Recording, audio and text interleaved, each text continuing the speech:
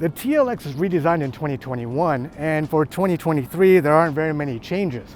However, it does come in the same 5 different trim levels that it has before, which includes a base model that starts at about $40,000.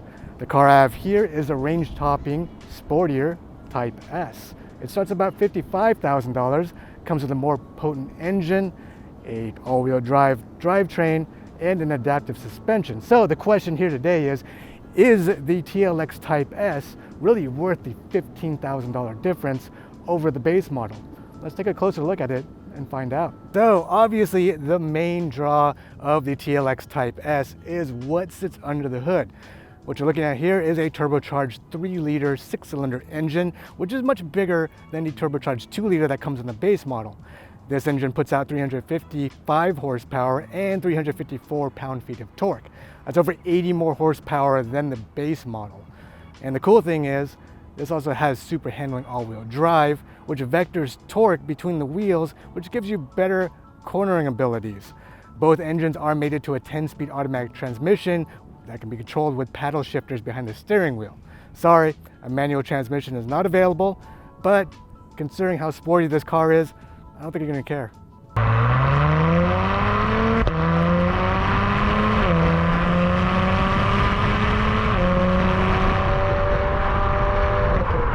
All right, driving the TLX Type S, it's basically like driving 2 cars in one. I say that because there's different drive settings on here.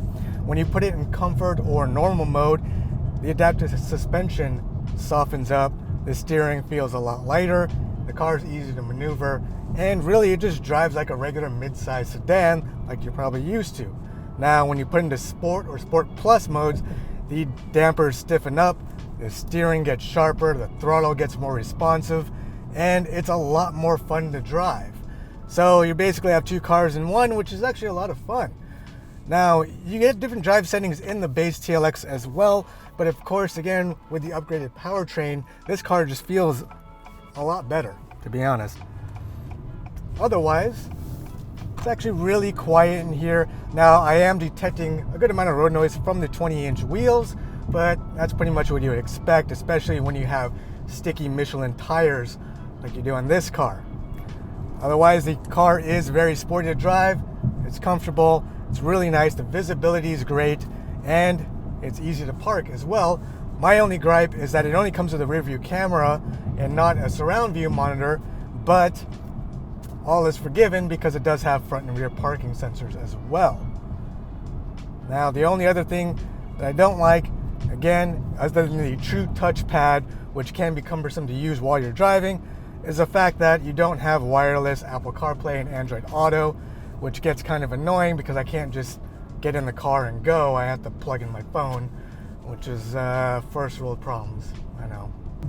Now, even though I don't have a racetrack to put this car on, which I wish I did, I have been driving on some canyon roads and it's been fantastic, to be honest.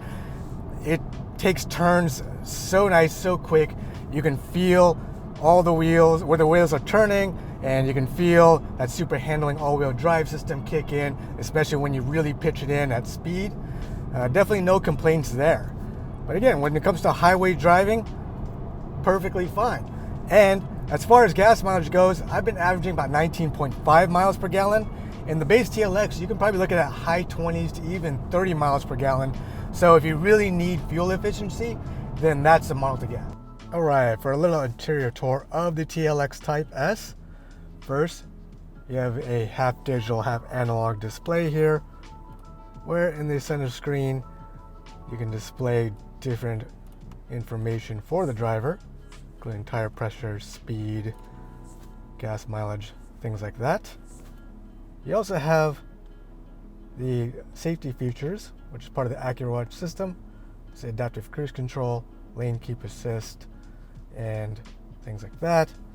Also here, you have your audio controls. You also have a 10-inch display,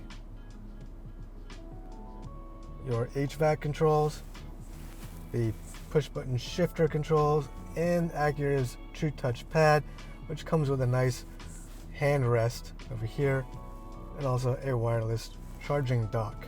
The cool thing about the HVAC controls is that they're GPS based. That's something that the base model TLX does not have. What that means is it actually tracks where the car is positioned relative to the sun, so that when you get in, it'll actually adjust the climate controls and seat temperatures accordingly. Now, it's been pretty hot here in California, so that's been really nice because every time I get in the car, the ventilated seats and the AC kick on automatically. All right, sitting here in the rear seat of the TLX Type S, you have the same amount of passenger room back here as you would in the base model TLX, because obviously it's the same, but the main difference here and for the rest of the cabin is that you have the Milano leather seating surfaces mixed with the suede inserts, which is really nice. It's very sporty and supportive feeling. The front seats are also 16-way adjustable as opposed to 12-way adjustable, and you also get little speakers here in the ceiling, which is part of the ELS sound system, which of course has 17 speakers. There's also a couple rear vents back here and some cup holders in the middle. Another thing about the middle seat is there's a hump in the floor and it's very small, so I would recommend only maybe small children sitting back here, because anybody adult size is not going to have any fun. And that's a closer look of the 2023 Acura TLX Type S. Now, to answer the question, is it really worth $15,000 more than the base model? Now, well, considering you get a more potent engine, an adaptive suspension, and a couple of aero and interior enhancements, I personally think so. It also provides a unique alternative to German competitors like the Audi S4 and the Mercedes CLA. If you want to learn more about this car and plenty of others, check out MotorBiscuit.com. If you can't get enough of us, be sure to check out these social channels linked in the description below. Thanks again for watching. We'll see you next time.